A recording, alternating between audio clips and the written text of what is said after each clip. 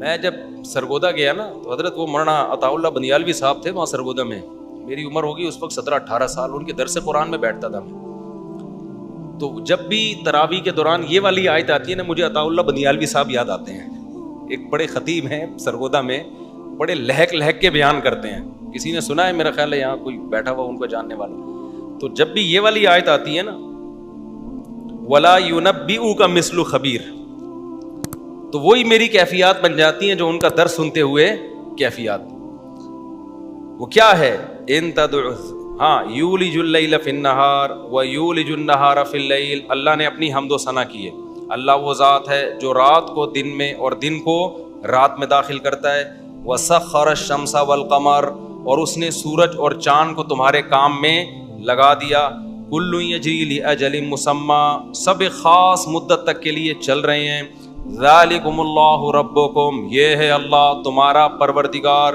لہو ملک, یہ اللہ مشرکین سے کہہ رہے ہیں کہ تمہارے معبود کچھ بھی نہیں کرتے اور جو کرنے والی ذات ہے وہ یہ سب کچھ کر رہی ہے. لہو الملک, اسی کے لیے بادشاہی ہے. والذین تدعون من دونہ ما یملکون من قطمیر, اس کے بھی مالک نہیں ہے, اتنی بقدر کسی چیز کے بھی مالک نہیں ہے جن کو تم اللہ کے سوا پکارتے ہو.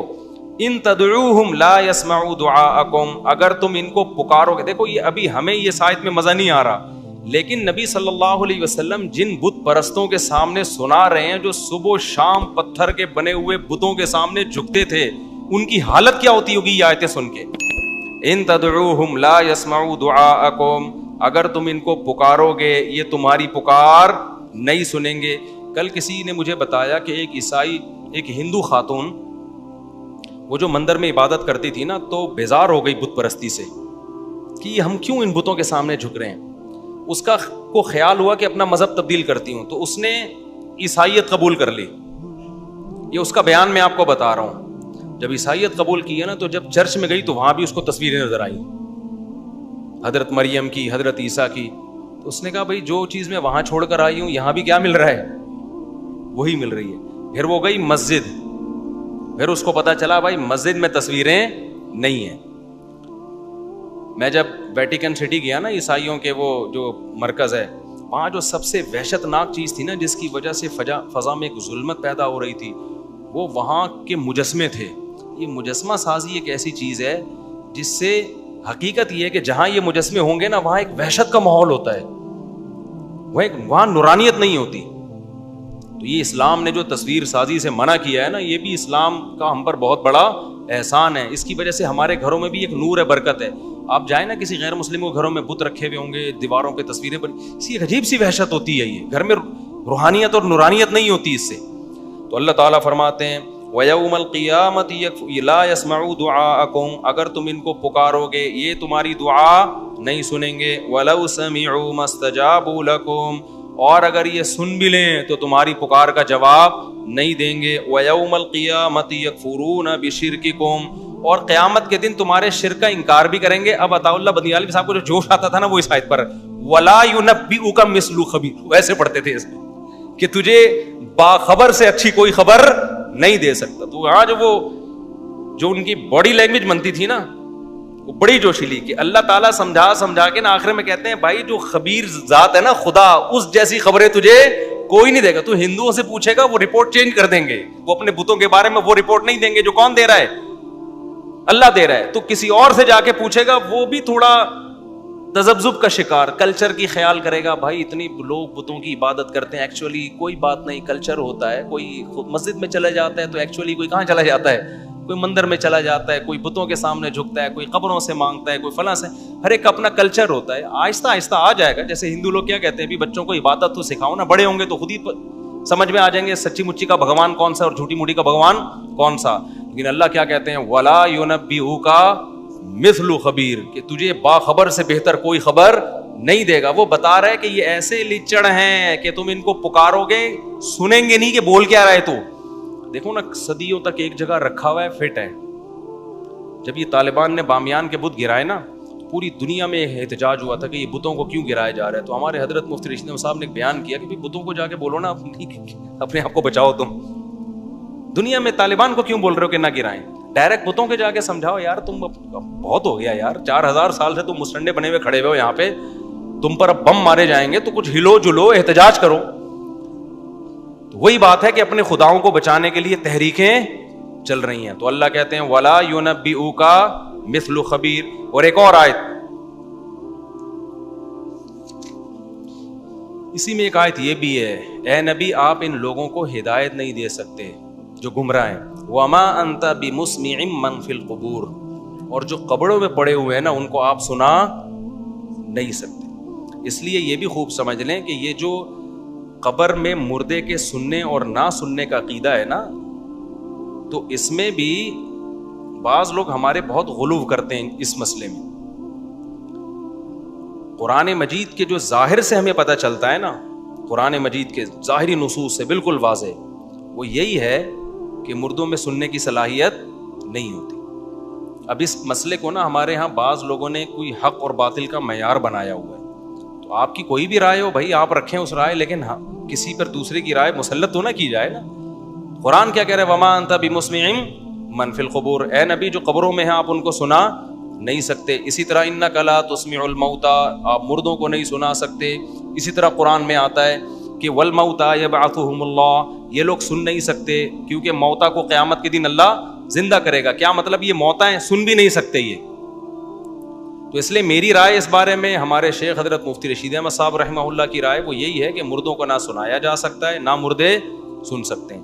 ہاں کچھ جزوی واقعات ہیں مردوں کے سننے کے, تو جہاں حدیث سے سننا ثابت ہوگا ہم کہیں گے ٹھیک ہے وہاں سننا ثابت ہے, صرف اس حد تک, اس سے آگے اس میں تعدی ہماری نظر میں ٹھیک نہیں ہے. پھر بھی کوئی سماع موتا کا قائل ہے تو وہ خود دلائل جانے, اس میں پھٹا کرنے کی بالکل بھی ضرورت نہیں ہے. باقی وہ ایک لطیفہ سنا کے اپنے بیان کو ختم کرتا ہوں, وہ ہے بڑا زبردست. وہ ایک صاحب تھے نا, اچھا ہاں یہ جو ہے نا ہم جو قبروں کو کہتے ہیں السلام علیکم یا اہل القبور, تو یہ اپنے فائدے کے لیے کہتے ہیں تاکہ ہمیں عبرت حاصل ہو. باقی فرشتے پہنچا دیتے ہیں, فرشتوں کو کوئی ٹائم تھوڑی لگتا ہے سلام پہنچانے میں. ویسے بھی ایک کامن سینس کی بات ہے کہ جب زندہ تھا تو یہاں بیٹھ کے سنتا تھا, ادھر جا کے نہیں سن سکتا تھا. اب قبرستان میں وہ آخری مردہ بھی یہاں سے سن رہا ہے, یعنی قبرستان میں آپ السلام علیکم یا اہل القبور تو سارے مردوں کو نا, تو یہ زندہ تو دیوار کے پیچھے نہیں سن پا رہا تھا, اور مردہ وہ 1 کلومیٹر دور سے بھی کیا کر رہا ہے. تو یہ تھوڑا سا ویسے بھی ٹیکنیکلی بھی اس عقیدے میں تھوڑی سی فالٹ معلوم ہوتا ہے, اور شرک کے روکنے کا یہ ذریعہ بھی ہے. اگر آپ مردوں کے سننے کے قائل ہوں گے تو شرک سوسائٹی میں زیادہ پھیلے گا. نہ سننے کے قائل ہوں گے تو یہ اسلام کے مزاج کے زیادہ قریب ہے, کیونکہ اسلام توحید کے معاملے میں جتنا حساس ہے اتنا کسی مسئلے میں حساس نہیں ہے. اب 2 آیتیں بس جلدی سے میں پڑھ کے اپنی بات کو ختم کرتا ہوں. اللہ اکبر. اس کے بعد ہم نے آج سورہ یاسین بھی شروع کی ہے. سورہ یاسین میں اللہ تعالیٰ نے پچھلی امتوں کا ایک واقعہ سنایا. بس 5 منٹ میں یہ واقعہ مکمل کرتا ہوں.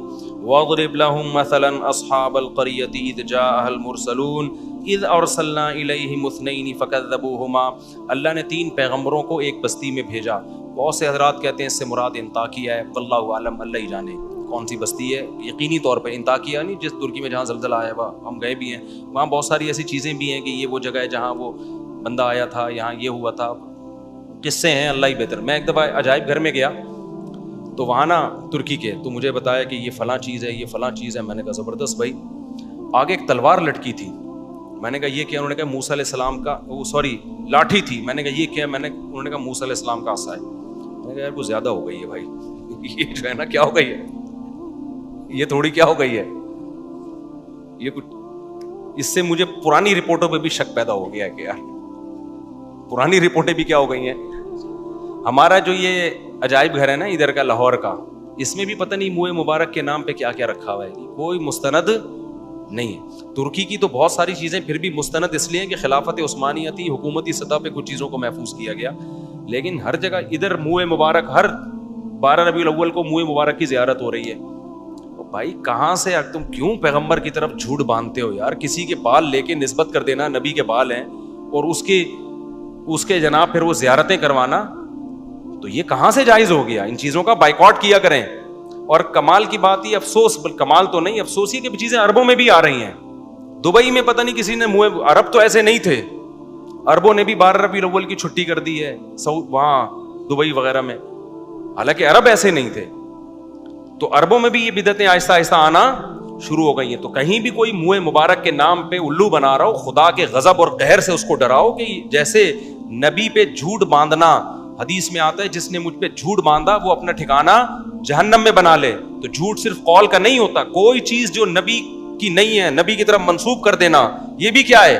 جھوٹ ہے. تو ایسے منہ مبارک کے نام پہ جو لوگ الو بنا رہے ہوتے ہیں، ان لوگوں کو سوسائٹی میں پروموٹ نہ کیا کریں، ان کے خلاف احتجاج کیا کریں.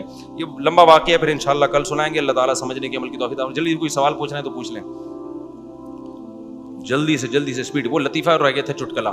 وہ ایک قاری صاحب جو تھے نا وہ بیمار نہیں ہوتے تھے. جی حضرت.